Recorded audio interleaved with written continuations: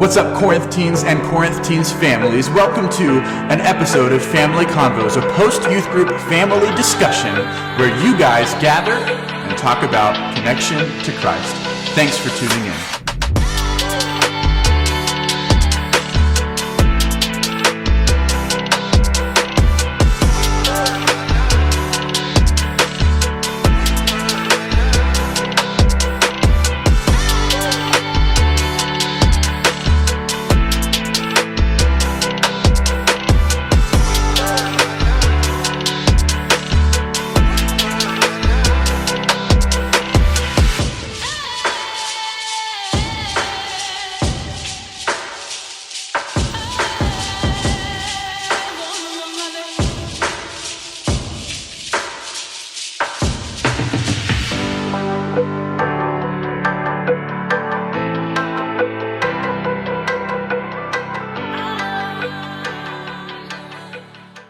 Jordan, Ryan, Anthony, Pierce, Nicholas, Jasmine.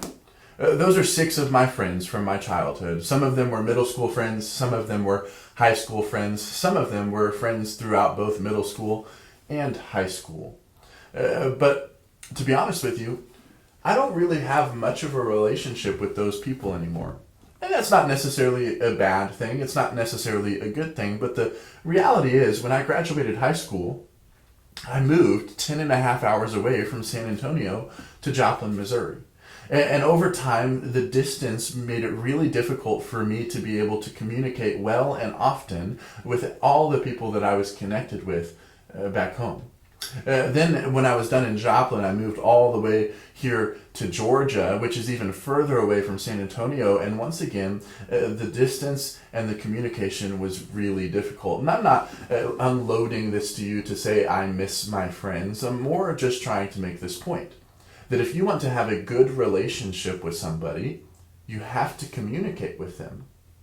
You can't have a good relationship with someone that you don't talk to. This week we started a brand new series in youth group, and it's all about prayer.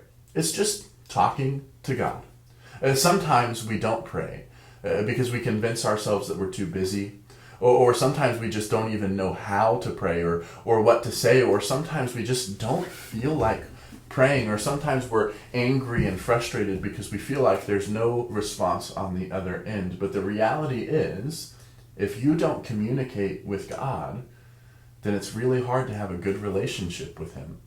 If you want to have a good and life-giving relationship with God, then it's probably best that you establish some sort of consistent prayer life. And so today we talked about what that could possibly look like. Jesus in Matthew chapter 6 is preaching the Sermon on the Mount. And in verse 9, he starts to give us this model prayer. Many of you have heard this and committed it to memory, which I think is a great thing. But here's what he says. Pray then like this. Our Father in heaven, hallowed be your name.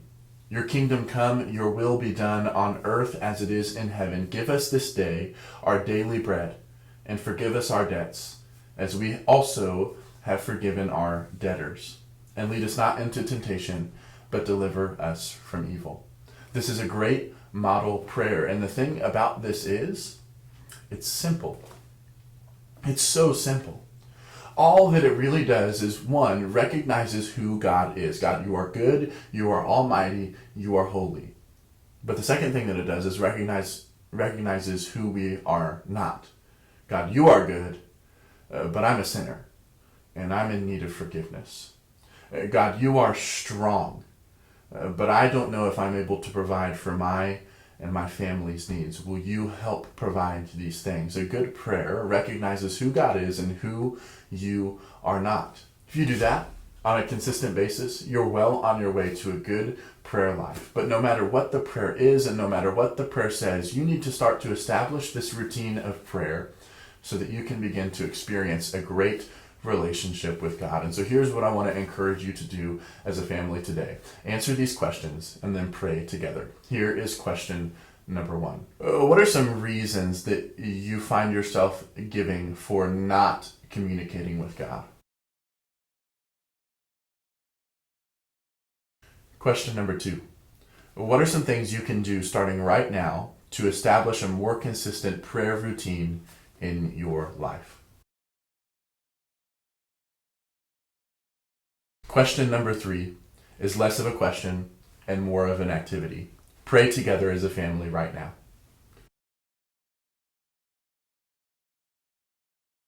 Amen and amen. We hope that this time has been great for you and your family, and we hope that you'll think very seriously about establishing a consistent prayer routine in your life, because it is really difficult to have a relationship with someone that you don't communicate with.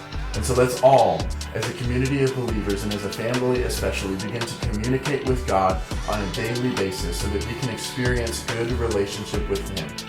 And I hope that we'll see you next week on another episode of Family Convos. Until then, peace and grace.